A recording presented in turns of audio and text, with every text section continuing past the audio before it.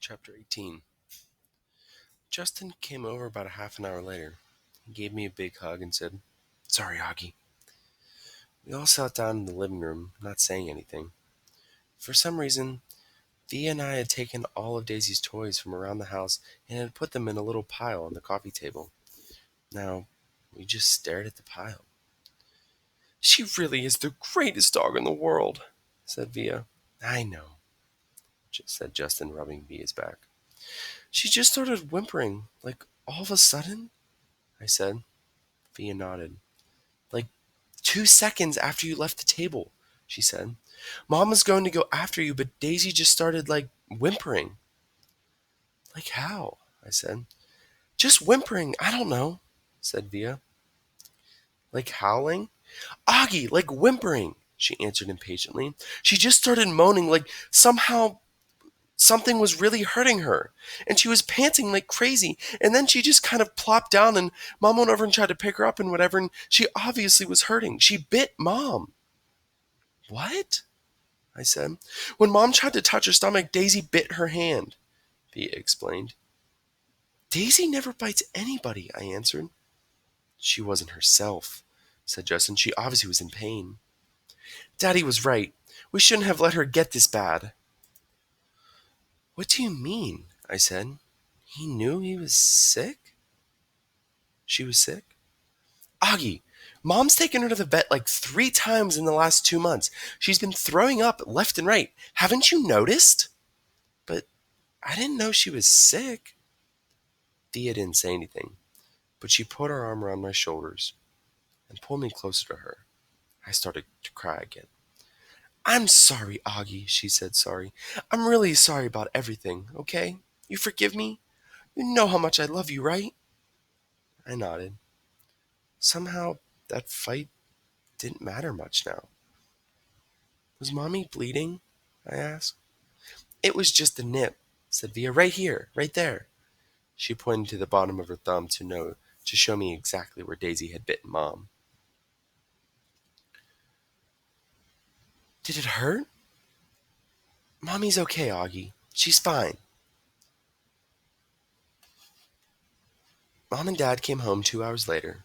We knew the second they opened the door, and Daisy wasn't with them, that Daisy was gone. We all sat down in the living room around the pile of Daisy's toys. Dad told us what happened at the animal hospital, how the vet took Daisy for some x-rays and blood tests, and then came back and told him she had a huge mass in her stomach. She was having trouble breathing. Mom and Dad didn't want her to suffer. So Daddy picked her up in his arms, like he always liked to do, with her legs straight up in the air, and he and Mom kissed her goodbye over and over again and whispered to her while the vet put a needle into her leg. And then, after about a minute, she died in Daddy's arms. "It was so peaceful," Daddy said. "She wasn't in any pain at all, like she was just going to sleep." A couple of times while we talked, Dad's voice got trembly, and he cleared his throat. I've never seen Dad cry before, but I saw him cry tonight. I'd gone into Mom and Dad's bedroom, looking for Mom to put me to bed, but saw Dad sitting on the edge of the bed taking off his socks. His back was to the door, so he didn't know I was there. At first I thought he was laughing because his shoulders were shaking, but then he put his palms on his eyes and I realized he was crying. It was the quietest crying I've ever heard, like a whisper. I was going to go over to him, but then I thought maybe he was whisper crying because he didn't want me or anyone else to hear him. So I walked down, went to Via's room, and saw Mom lying next to Via on the bed, and Mom was whispering to Via, who was crying. So I went to my bed and put on my pajamas without anyone telling me to, or put the nightlight on and turned the light off and crawled into my little mountain of stuffed animals I had left in my bed earlier. It felt like all that had happened a million years ago. I took my hearing aids off and put them on the night table and pulled the covers up to my ears and imagined Daisy snuggling with me, her big wet tongue licking my face all over like it was her favorite face in the world. And that's how I fell asleep. I woke up later on and it was still dark.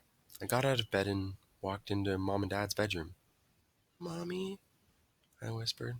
It was completely dark, so I couldn't see her open her eyes. "Mommy, are you okay, honey?" she said groggily. "Can I sleep with you?" Mom scooted over towards Daddy's side of the bed, and I snuggled up next to her. She kissed my hair. "Is your hand okay?" I said. "Via told me Daisy bit you." "It was only a nip," she whispered in my ear. "Mommy, I'm sorry about what I said." "Shh, there's nothing to be sorry about," she said, so quietly I could barely hear her. She was rubbing the side of her face against my face. "Is Via ashamed of me?" I said. "No, honey, no. You know she's not. She's just adjusting to a new school. It's not easy." "I know. I know you know." "I'm sorry I called you a liar." "Go to sleep, sweet boy. I love you so much." "I love you so much too, Mommy." "Good night, honey," she said very softly. "Mommy, is Daisy with Grands now?" "I think so." "Are they in heaven?" "Yes." "Do people look the same when they get to heaven?" "I don't know. I don't think so." "Then how do people recognize each other?" "I don't know, sweetie." She sounded tired. "They just feel it. You don't need your eyes to love, right? You just feel it inside you. That's how it is in heaven. It's just love. No one forgets who they love." She kissed me again. "Now go to sleep, honey. It's late, and I'm so tired." But I couldn't go to sleep. Even after I knew she had fallen asleep, I could hear Daddy sleeping too, and I imagined I could hear Via sleeping down the hallway in her room. And I wondered if Daisy was sleeping in heaven right now. And if she was sleeping, was she dreaming about me? And I wondered how it would feel to be in heaven someday and not have my face matter anymore. Just like it never, ever mattered to Daisy.